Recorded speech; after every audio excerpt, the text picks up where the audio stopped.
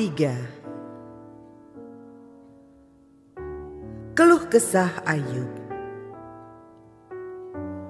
Sesudah itu Ayub membuka mulutnya dan mengutuki hari kelahirannya. Maka berbicaralah Ayub,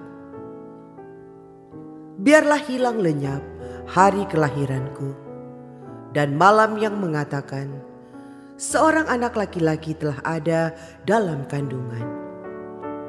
Biarlah hari itu menjadi kegelapan. Janganlah kiranya Allah yang di atas menghiraukannya, dan janganlah cahaya terang menyinarinya. Biarlah kegelapan dan kekelaman menuntut hari itu. Awan gemawan menudunginya, dan gerhana matahari mengejutkannya. Malam itu biarlah dia dicekam oleh kegelapan. Janganlah ia bersukaria pada hari-hari dalam setahun. Janganlah ia termaksud bilangan bulan-bulan.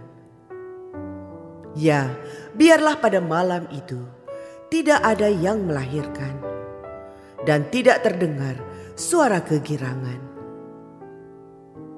Biarlah ia disumpahi oleh para pengutuk hari, oleh mereka yang pandai membangkitkan marah Lewiatan. Biarlah bintang-bintang senja menjadi gelap. Biarlah ia menantikan terang yang tak kunjung datang.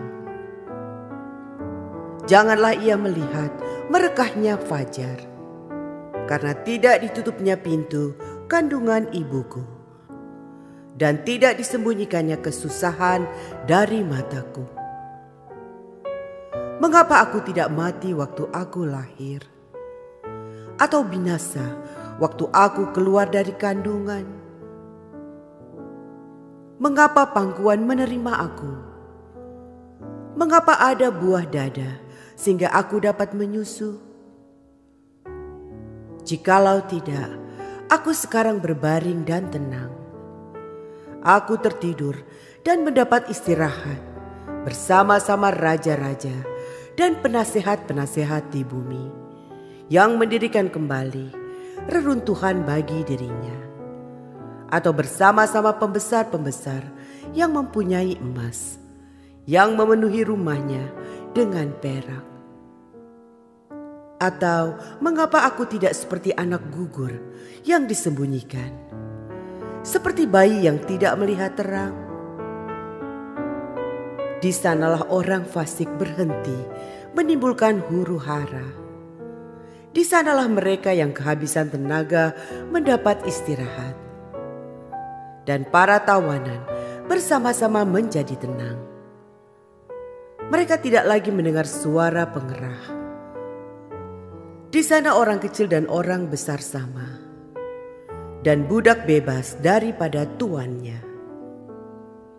Mengapa terang diberikan kepada yang bersusah-susah, dan hidup kepada yang pedih hati, yang menantikan maut yang tak kunjung tiba, yang mengejarnya lebih daripada menggali harta terpendam, yang bersukaria dan bersorak-sorai dan senang bila mereka menemukan kubur. Kepada orang laki-laki yang jalannya tersembunyi, yang dikepung Allah, karena ganti rotiku adalah keluh kesahku, dan keluhanku tercurah seperti air. Karena yang kutakutkan, itulah yang menimpa aku, dan yang kucemaskan, itulah yang mendatangi aku. Aku tidak mendapat ketenangan dan ketentraman. Aku tidak mendapat istirahat, tetapi kegelisahanlah yang timbul.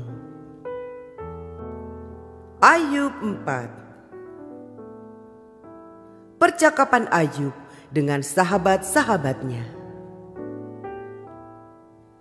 Elifas menegur Ayub. Maka berbicaralah Elifas orang Teman. Kesalkah engkau bila orang mencoba berbicara kepadamu? Tetapi siapakah dapat tetap menutup mulutnya? Sesungguhnya engkau telah mengajar banyak orang, dan tangan yang lemah telah engkau kuatkan. Orang yang jatuh telah dibangunkan oleh kata-katamu, dan lutut yang lemas telah kau kokohkan. Tetapi sekarang dirimu yang tertimpa dan engkau kesal. Dirimu terkena dan engkau terkejut. Bukankah takutmu akan Allah yang menjadi sandaranmu, dan kesalehan hidupmu menjadi pengharapanmu? Camkanlah ini. Siapa binasa dengan tidak bersalah, dan di manakah orang yang jujur dipunahkan? Yang telah kulihat ialah bahwa orang yang membajak kejahatan dan menabur kesusahan, ia menuainya juga. Mereka binasa oleh nafas Allah dan lenyap oleh hembusan hidungnya. Singa mengaum, singa meraung, patahlah gigi singa-singa muda. Singa binasa karena kekurangan mangsa, dan anak-anak singa betina bercerai-berai. Suatu perkataan telah disampaikan kepadaku dengan diam-diam, dan telingaku menangkap bisikannya. Waktu bermenung oleh sebab hayal malam, ketika tidur nyenyak menghinggapi orang. Aku terkejut dan gentar, sehingga tulang-tulangku gemetar. Suatu roh melewati aku, tegaklah bulu romaku. Ia berhenti, tetapi rupanya tidak dapat ku kenal. Suatu sosok ada di depan mataku. Suara berbisik-bisik ku dengar. Mungkinkah seorang manusia benar di hadapan Allah? Mungkinkah seseorang tahir di hadapan penciptanya? Sesungguhnya hamba-hambanya tidak dipercayainya. Malaikat-malaikatnya pun didapatinya tersesat. Lebih-lebih lagi mereka yang diam dalam pondok tanah liat, yang dasarnya dalam debu, yang mati terpijat seperti gegat. Di antara pagi dan petang mereka dihancurkan, dan tanpa dihiraukan mereka binasa untuk selama-lamanya. Bukankah kemah mereka dicabut? Mereka mati, tetapi tanpa hikmat.